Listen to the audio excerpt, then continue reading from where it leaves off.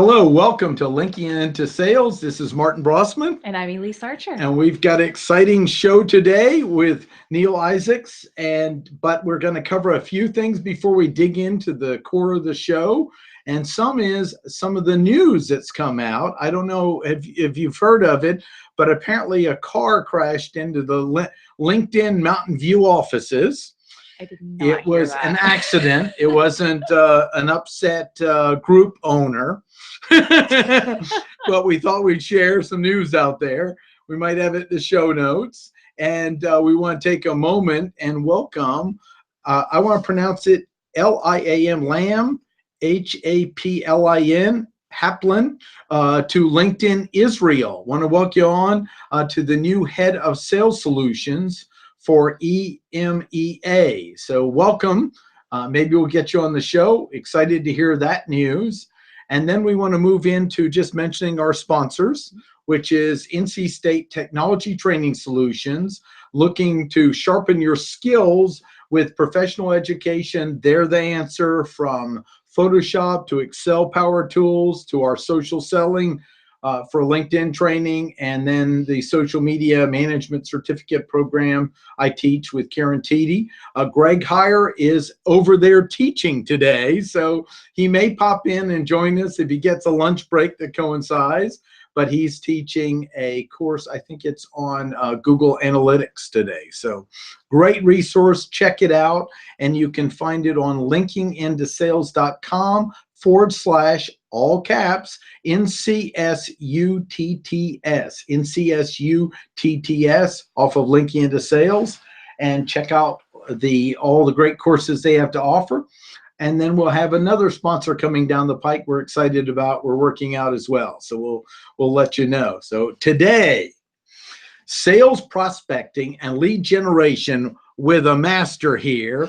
That's a real, to me, Neal, I call you a true pay it forward guy. I mean, we've crossed paths, we haven't hung out, but I'm really noticed the people are saying, I'm giving back to the community whenever I can. And that's my start of it. And Elyse, would you give a little bit of his background before we dig into the show? It would be my pleasure.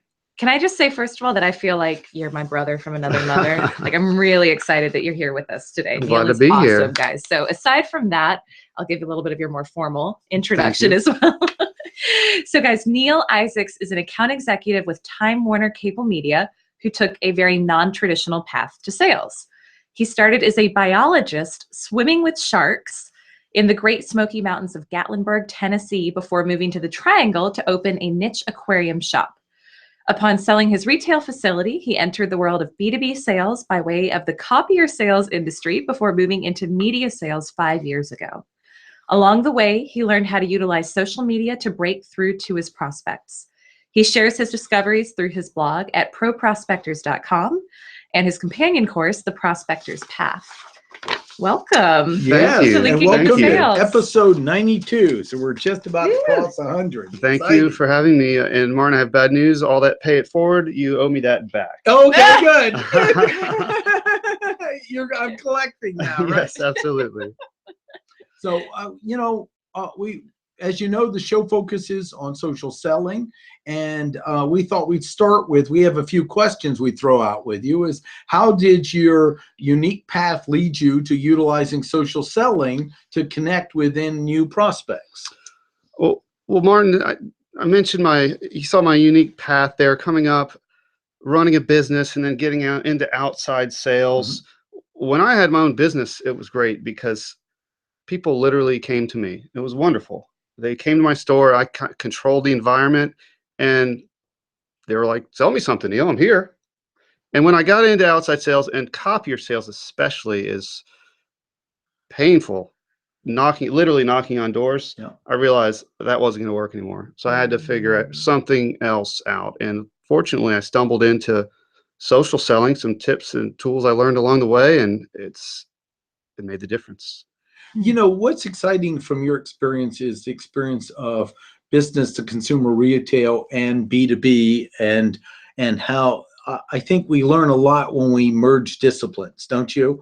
You Absolutely. Can take little pieces from here and move it over to there, and then you'll find some things don't work and you have to reinvent yourself with other things. So Absolutely. What are some of the biggest transitions from showing up to you because they want to get their new fishy Yeah. to you having to fish in a pond where most of them had their arms up ready to block you as you walked in the door?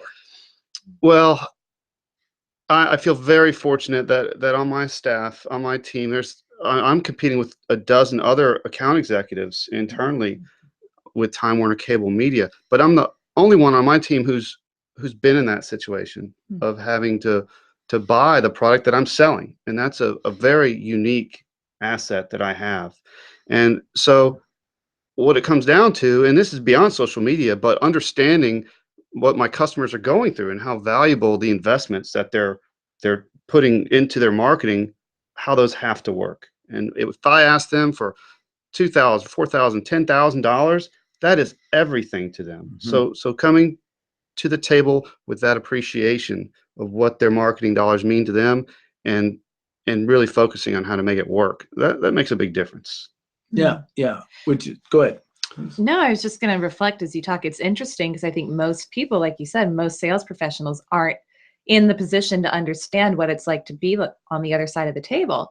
So I'm just sitting here thinking, how could you better put yourself in your customer's shoes if you haven't literally been on that side of the table? I'm wondering if it would be helpful to interview some of your customers or some business owners to say like, hey, what's going through your head when somebody pitches you? Whether it's for my company or somebody else, but that's such a valuable. And the tie-in to the social side is essentially, I want to cast a shadow so that my customers have heard of me in some way before I'm approaching them. Mm-hmm. And by the time I'm in front of them, hopefully they've seen something from me, they've heard something about me. So it's not a cold call, it's warmed up in some way. That's a big part of my personal branding efforts. So this is both on the ground with the work you do, but also on the web, kind of what we'd call an intentional digital shadow. Correct. Right? Correct. So you're building that pathway. I just went to a friend's book signing today, and the guy said, I've seen you a lot of times, and I know you seem familiar. Well, that's not by accident. I get that all the time. And so that's, I think, answers one of the questions. Start building up that intentional digital shadow. Can I tell you a quick story about that? Yeah, I love that. Mm-hmm. So I wrote a content piece. It was called My Personal Content Strategy. And it was just, here's all the things I do to get my name out there in front of my prospects all the time. And then I had lunch with a friend of mine, Don Steichen with Edward Jones. And I was telling him how, hey, I just wrote this blog, and this is my latest content push, and I'm hoping it'll get in front of everyone. And he lifts up his phone, and there's a notification on his phone. Neal Isaacs just said something on LinkedIn. And he showed it to me, and I was like, there you go. That's what I'm doing. Yeah, that's what I'm doing. Yeah. That's a great one. Yeah. That's a great one. Case in point. Yep. So I'm curious to learn a little bit more about that strategy because you're such a ninja at this. So first thing I'd like to know is what are your, like when you look at all the different platforms that are out there, particularly for B2B sales, what are your favorite ones? What is Neal Isaacs using to help get the word out? I live on LinkedIn. All of the tools that I use are LinkedIn, number one. I'm on Twitter a lot for pushing out information, for popping up in feeds. I use Facebook for intel. I'm studying what my prospects care about and what they're doing. And then I consider MailChimp another platform that I'm on to push my name to pop up in their inboxes. So those are the four main ones. But LinkedIn, by far, I mean, it's my Rolodex, it's my CRM tool. It's everything. Everything to you. Yeah. Yep. Yeah. Can you give maybe an example of taking that intel from Facebook, and how do you typically coordinate that or incorporate that into your prospecting efforts? So I was listening to one of your previous episodes with, I believe it was Jack, the guy that was on with Act On. And give me his name again. It'll come to me right after we finish. Very impressive. Very impressive guy. And I was listening to how he builds essentially a dossier. Yeah. And his method, I would say, is much more advanced than mine. He's using some of the the LinkedIn Navigator. He's using Mhm. all these different feeds from lists on Twitter, information he finds on Facebook. I'm doing a similar version of that.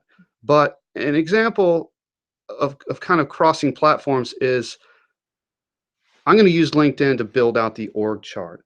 Mm. Here's Mhm. here's all the people that work at this company Mhm. based on what they've told LinkedIn, and here's how they're related. And I'm going to go on Facebook and look up those people individually, see what they're the What softer they made side, available too. what they made available, the Yeah. softer side, the Yeah, stuff right. they're not posting on LinkedIn. How can Right. I find out what charities they care about? Yeah. Well, are they on Twitter? Yeah. First thing I do when I check out someone's profile is I'll go to Twitter, maybe Pinterest, and just see how many tweets do they have. Mm. If they're on LinkedIn but they have 30 contacts, they're not a serious LinkedIn user. Mhm. So I'm seeing kind of what is their platform of choice, so I can choose to engage with them in the language that they're fluent in. Mhm. Mm. And the Mm. channels they're most active Yep. in. And you're It- right. If they've got 30 and don't have a profile picture Yep. and they don't have a summary, they probably are only on LinkedIn because their friends wore them down with invites and they just did something. Yep. So Mhm. yeah, I think that's really important. So you're building kind of what is the customer's digital footprint to figure out where's the first place to build rapport. Is that right? Exactly. Excellent. I want to communicate with them in the language that they're most comfortable with. I like And it. and with millennials, it may be texting. Uh-huh. Mhm. You know, Right. but whatever that is, I'm going Whatever to it speak is, that. yeah. I've been spending a lot of time on Snapchat lately. You have, which I Hey, think is I'm on very it now. cool. Yeah. So, yeah, I think we connected. Yes, we're I on just put out, Snapchat. I finally boldly put out, connect me on Snapchat on all the channels. Yes, I've because changed my profile pic to a Snapchat QR code. Yeah. You know, Gary Vaynerchuk told me to do it. And Gary Vee said to do it. That's right. I You had to do it. So you use these tools. You have these primary tools that you use. You shared how you use Facebook for intel. Mhm. Yeah. I'm curious to know more about your LinkedIn prospecting strategy, coming from the creator of Prospectors Path Right. himself. Yeah, that's Right. right. Could you share with us a little bit? Little bit. We about- don't Sure. want you to give all of it away. Yeah. Absolutely. So when I go to LinkedIn and I want to find out who a decision maker is, first of all, I will start with the company itself. Mhm. I'll do a search for the company and I'll click on that link that says see all people that work at the company. Mhm. And then a lot of people will self-identify. But from there, I'll go deeper. The advanced search, when you go onto LinkedIn and you see that giant bar at the top, the search bar, that's for suckers. Right. Right. I'm right with Blow you. right past that and click advanced Right. search. Advanced search is Yeah. where to start. Yeah. I'm fortunate in that I'm a local media salesperson. I'm a local salesperson, so I can filter right down to Raleigh. Mm-hmm. Because it starts with, if I have 1,700 connections, it says, Neal, you have 3 million or 300 million people to talk to. Who do you want to talk to? Well, that's a lead list that I will never touch. Right. So I filter it down to just Raleigh, and Yeah. I filter it down to just marketing, Mhm. and I may put a keyword like media buyer in. Uh-huh. I Right. want to get that list down to something manageable. And the other thing I'll do is I'll say, don't show me my first connections. I only want to see second degree connections. Mhm. Mhm. Because you already know those people, so you want to see who Hopefully, do I need to work through. hopefully I'm to get making to the them? most out of my first degree connections. Although I have issues with LinkedIn, and LinkedIn's not letting me see my first degree connections anymore. Yeah, I know. We'll save that for another podcast. Yeah, we've got, But, we've got to get LinkedIn to be a little more open, especially since they've had a little drop in business that Yeah. maybe they should be listening to some of us more. Yeah, I'm right with you. But to answer your question, my wheelhouse is narrowing down that lead list to something manageable. A group of people who I know could possibly buy my product Mhm. that I'm one connection away from. Mm-hmm. Okay. Okay.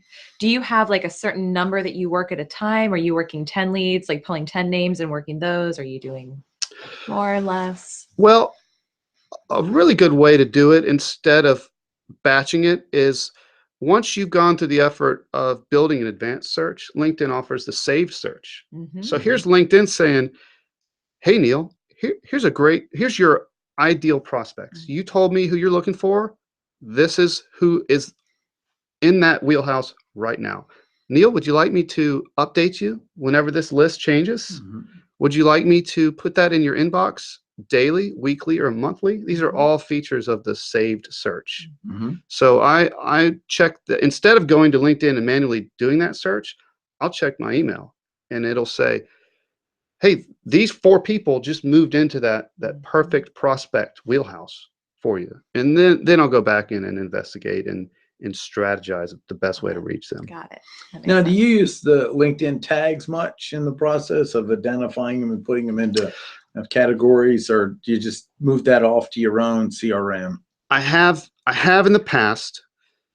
However, there's been some changes with LinkedIn, and I had a beautiful, elaborate system where I could tag all potential media buyers and I could tag all potential networkers and basically use LinkedIn as a CRM system and then email certain groups. I want you guys to come out to this function.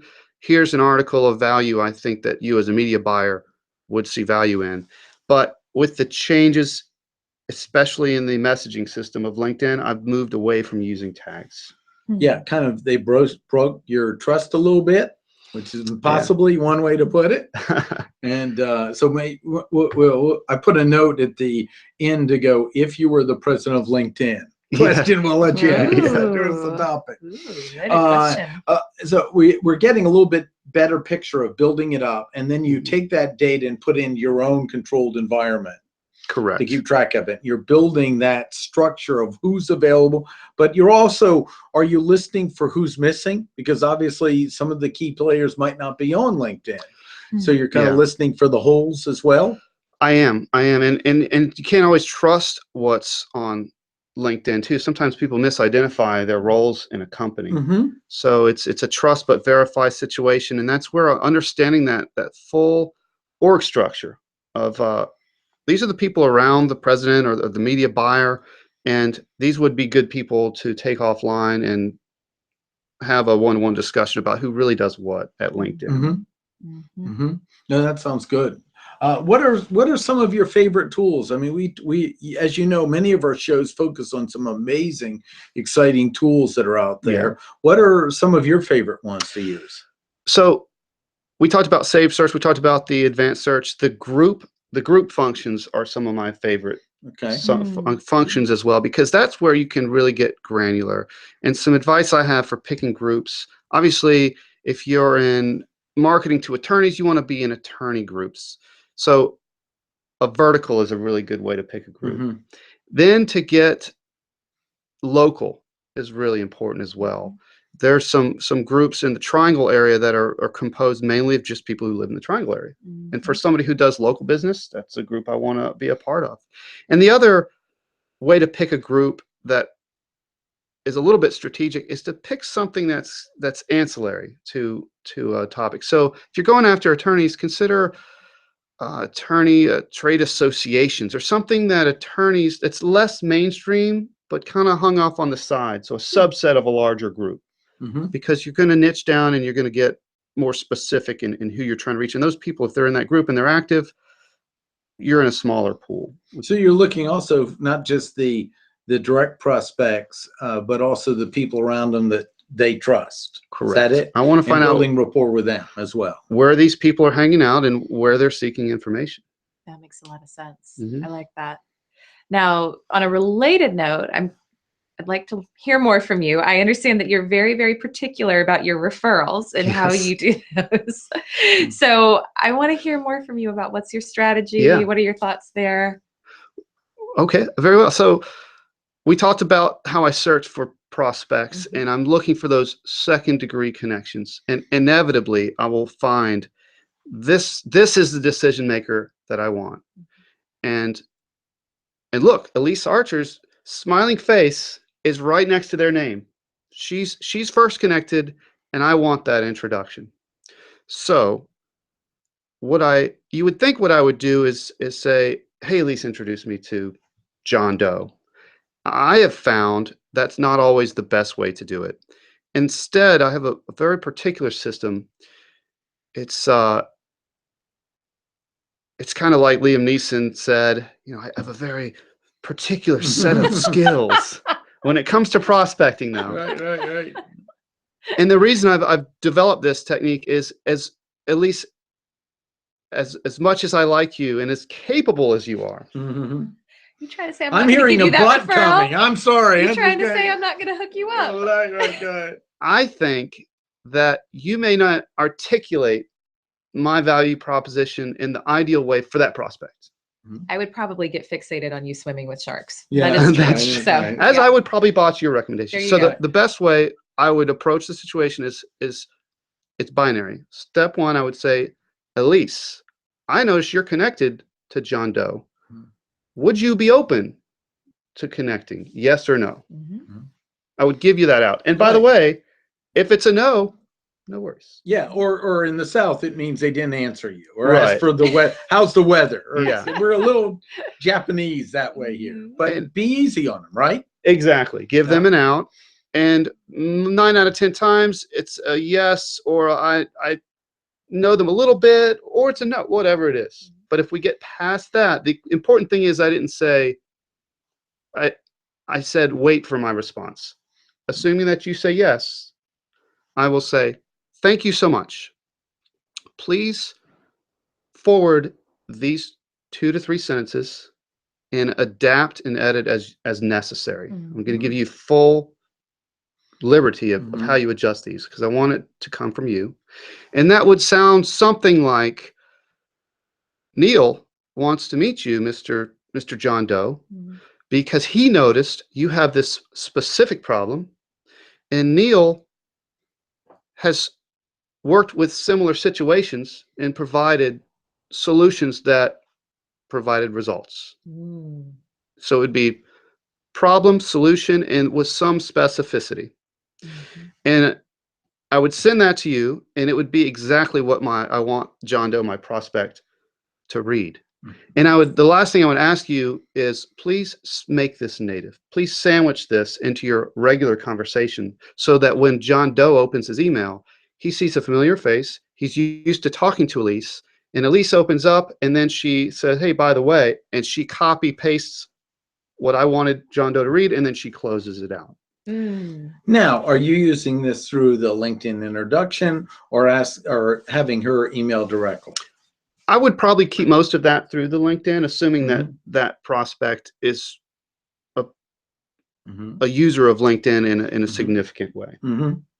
And the reason it works really well is I've taken a lot of work out of it. Yeah, that's what I hear. Yeah. I mean, if I like you and you make it easier for me to pass on, and you give me rights to edit, absolutely. You know, in my busy world, that's terrific. So, you know, if someone really, I want to write a recommendation for them, that's a lot of time to figure out even the recommendation. So it's one of those, you're giving me license to modify, choice to do it, and ease of access on it.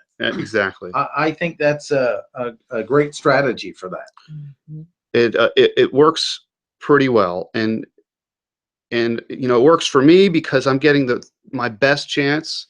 It works for Elyse because it's easy for her, and Elyse, as a side note, she's helping me, so she has that good feeling too, and hopefully I can eventually help the prospect.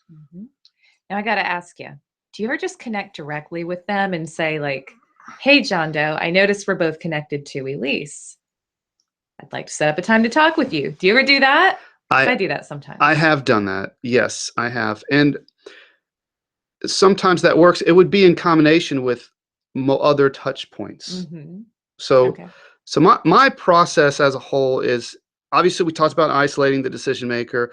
Strategizing the approach is one of the most important things. And then the third step of my process is what I call persistent and professional touches. And that's the step that takes the longest. Right. But that step of strategizing the approach is where you make the decision. Do I just show up at their door and interrupt their day? Or do I send a cold introduction? Or do I go through Elyse? Or do I mail them cookies? And that's where we get back to the beginning of our conversation. What do they care about? How do they spend their time? What's important to their business? So I may not get through on that first touch, but if I use the right strategy and I hit them from multiple angles, eventually we'll get through. think that's one of the biggest issues that salespeople run into is, was it like 48% of salespeople will only follow up 1 to 2 times, and then that's it. And so the majority of salespeople, they're dropping off after those initial couple of touches. 80% of all transactions are done between the 5th and the 12th touch point. So not only do we have to be persistent and have those persistent touch points like you're talking about, but they have to have value. We got to be creative. It can't just be, I want to sell you something. I'll never forget this insurance salesman I knew, and it took 5 years, and she'd go, how about I call you back 6 months or a year, you choose. I'd say a year to the date. Okay. And then it's like, and I was referring people to her even before I started working with her. And that was before the internet or anything, but her persistence was and professionalism to the year that stuck out. To the year date. But It's so like, and so I was actually referring people long before I took the time to sit down with them. So that's really, and of course you need to be in a market where you can work at these levels too. I mean, you know, if you were selling a fish, you don't have enough profit margin and ability to do that. So that's true. You know, it's you just can't do something like that. So I want to talk a little bit about what started you what started you with the blog that you work on, the Pro Prospector. Pro Prospectors. So the story of the origin of the blog, it actually goes way back to the copier selling days. And I love this story because we've all had some iteration of it. So everybody loves a warm lead. And back when I was selling copiers, my boss, who was the worst boss I've ever had, by the way, he had horrible halitosis and he loved close talking. I was thinking of that, didn't you? Right. Yes. So that's so stereotypical, yes. right?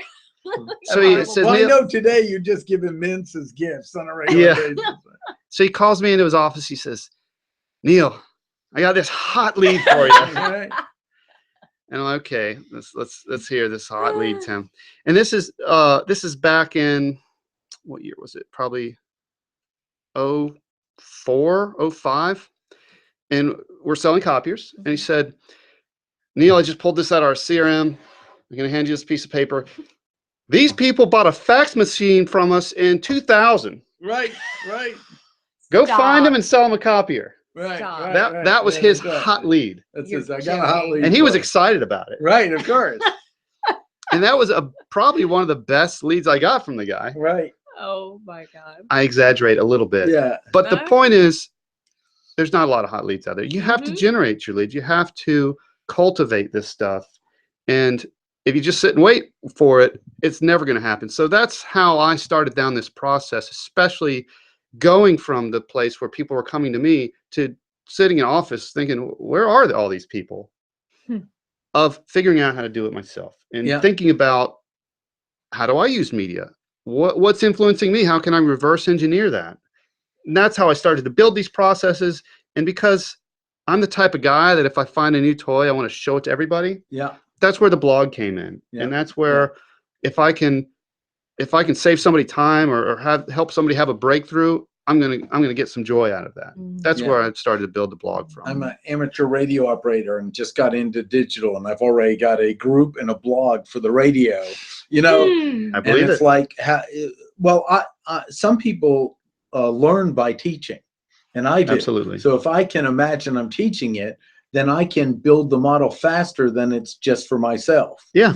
And then putting it out there and say, you know, tell me what's wrong, what's off with it. I heard some rumors of something called the monkey theory. And I want to find out, what is this? Is this legal? Is it something we should be talking about on the air? It sounds very hush-hush. The monkey theory of social media. The monkey theory of social media. And I just want to see, I've apparently in the tabloids, you've been connected to this. So see what it is. So I have done some public speaking in the market, and I have told this story or this theory that I have a few times, and it's not my own. I can't remember where I heard it. I understand. But and it may have gotten embellished, right? I'm going to go out on a limb with this one. But bear with me. Yeah. So I mentioned I was a biologist when I started all this. So I look at everything from a naturalist point of view. And if you believe in evolution, if you go back thousands of years, there was a Martin and a Neal and Elyse, and we were all monkeys in trees, right? and we had our different tribes. We had our different tribes, and we had warring factions, and there were difficult times, and we were fighting with each other. And there were other times when things were calm, and we were just kind of hanging out in the branches. And I was picking bugs off your back, and it was just, that's how we socialized back in the day. Social grooming, as they would call it. And if I'm picking bugs off of your back and eating them, and Elyse is watching, she's seeing that we're kind of in a mutualistic environment where we're helping each other out. Right. That's how it used to be back in the day. I got it. I'm with you. Fast forward to today. Now we're still hanging out in trees, but those trees are Facebook and Twitter and LinkedIn, and liking and poking and tweeting and notifications. And that drip that we get in our brain when we get a notification, we check that. That's the analogous representation of what monkeys did in the rainforest. And so I do that with prospects. I'm not picking bugs off of them. Right. But maybe they're not communicating with me. Maybe they're not returning my message on LinkedIn, a direct message. But if they're asking a question in an open forum, and you have an honest answer, and I have an honest answer that's beneficial to them, it's changing the whole dynamic of how they think about me. And it taps into that primitive part of our brains, just the way we were when we were monkeys. That's so good. Yeah, I love so it. Good. So here's the question: how is social media like fish? As the former aquarium operator, we're also in the same Toastmasters, and he's great drawing. So I finally took the time to get in one, and it's terrific to be a Neals. So I thought, what is it? What is it when you throw out a question and you? It's called tabletop. Tabletop. So I'm giving you one. Those are the nerve-wracking unscripted. Ones. Here we go. See how here we go. goes. So fish have something called a lateral line. If you look at a fish, on almost every fish, there's a line that goes all the way down the lateral side of a fish. It's actually connected to their ear. And they essentially hear all the way down their spine. And when you see fish school, they line up, and you see the one in the front pivot just a little bit, and then the one behind it pivots, and you see this beautiful schooling behavior where everything kind of falls in line. That's the behavior they're getting because of the way their lateral line works, and because of the way they're reacting to stimuli in the environment. That creates a ripple effect in their behavior that transcends throughout the entire school. And social media is exactly the same thing. You have some thought leaders out there that are creating ideas. People are listening. People are reacting. They're spreading those ideas. And it goes throughout the whole school, and it changes very, very quickly. So that's my analogy. Hats off. That was really good. That was good. Yeah, I think I hear some people clapping in the audience there now. So that's excellent. You know, the other thing I was thinking is, often to me, intuition is listening with my whole body and my mind, the logical and the intuitive. So I saw another connection as a person who's had a number of fish tanks along the way. So, excellent. Would you tell us a little bit about your training that you have? And, absolutely. And then I think we got some great nuggets of this is what people want, is they want real people in real worlds in sales that are willing to share a little bit about walking their shoes. And I think you've given us a real good snapshot of that today. So I can tell you a little bit about the Prospector's Path. I started Pro Prospectors, which is a free blog where I share tips and tricks that hopefully you can read and get a nugget and be a more effective sales professional. The Prospector's Path was the natural extension of that, and it is an e-course. So you can go to the Prospector's Path and look at specific modules. Here's an effective way to write an email. Here's how to do a proper referral on LinkedIn. Here's how to make a phone call. This is a good script for a phone call. This is a prospecting log to keep up with prospects of when it's been a year to follow up with them. So the Prospector's Path is an online e-course that people can go. If the tagline is from peddler to professional prospector. Yeah. When I had my tropical fish store, Mhm. I had peddlers that would come in and Mhm. peddle their wares. And they Mhm. would say, "Hey, Mr. Busy Shopkeep, I Right. understand you have customers, but I really want to sell you this thing right now. Right. I got a Got a new backpack pump. full of them." Right. Right. Those were solicitors. And I think that a lot of people have that negative connotation when it comes to salespeople. Mm-hmm. But a professional prospector is different. A professional prospector is using strategy, and they're being smart, and they're approaching prospects from a position of value.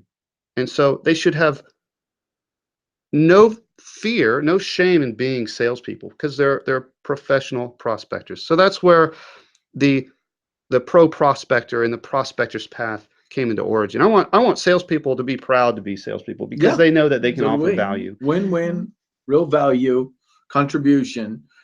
I have another question I want to ask. I'm going to ask for both of you, and that is the group that you guys have that Mhm. we see as a good complement to the show, and that's the Triangle Sales think tank. That I think Dave Baldwin helped He did, initiating, yeah. and he loves being the Another starter guy, Toastmaster. another Toastmaster. Tell us what got you to do that, because what I see, Neal, is really understanding that we multiply when we make efforts online and on the ground. Mm-hmm. Mhm. And this is to me an on the ground pay it It forward is. thing. It So is. would the two of you just talk about what is the Triangle Sales Think Tank Group and a little bit about it for the audience here, because Absolutely. they may want to travel to Raleigh and visit sometime. Mm-hmm. You want me to? Go ahead. I'll let you get You're looking at started. me. All right, I'll start. I talk So, enough.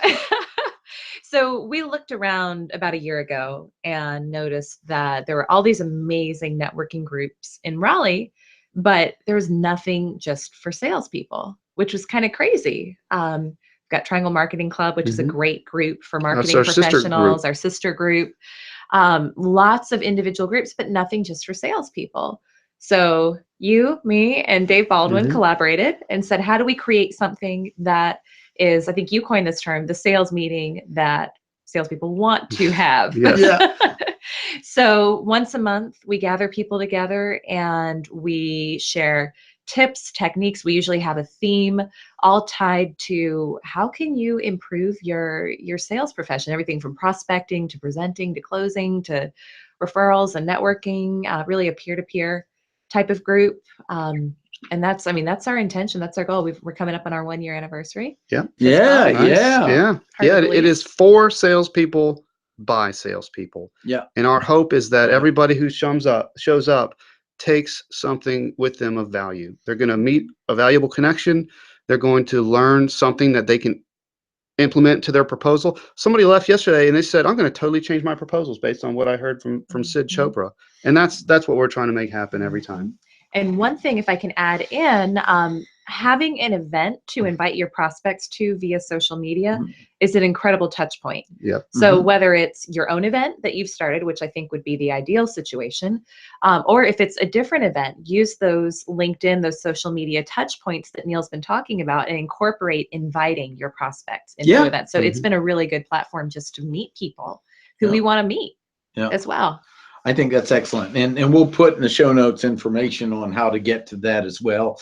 Elyse, I heard you have a tip for today, and then we'll wrap it up. But Neal, this was outstanding. Real excited. We've wanted to get you on the show for a while and appreciate all your support as well. And then at the end, we'll make sure we have the best way to reach you, Neal, as well. But let's get our tip in there first. Yeah, I do have a tip. So guys, something that's been working really well for me lately is the video selfie. So everybody out there who's listening can probably relate to having a prospect who you try to get in touch with. You're calling, you're emailing, you're texting, you're doing everything short of stalking them, and they won't respond. So this is a technique I've been using that gets an incredible response rate. Literally all I do is I sit there and hold my phone in front of my face and I'd say, "Hey, Neal, Elyse here. Hope you're doing great. I know you're a super busy guy. Really want to get in touch with you. I've got an idea I want to run by you. Just need 5 minutes of your time. Call me back, please. Here's my number." Bam. Send it. Just doing that, all of a sudden when they can see you talking, Mhm. there's something about it where I mean, almost everyone I send out, I get a response back to. It's crazy. It's crazy. Don't watch it before you send it. 'Cause you won't send it if you watch it. Like, that's the trick. You have to just do it and get it out there. But short, sweet, get in front of them, makes a huge impact. It's also a good customer touch point for your existing customers. Yeah. Hey, Neal, just checking in. Want to let you know how much I appreciate your business. I read this thing on LinkedIn that you got such and such award. Congratulations. So happy for you. Bam, done.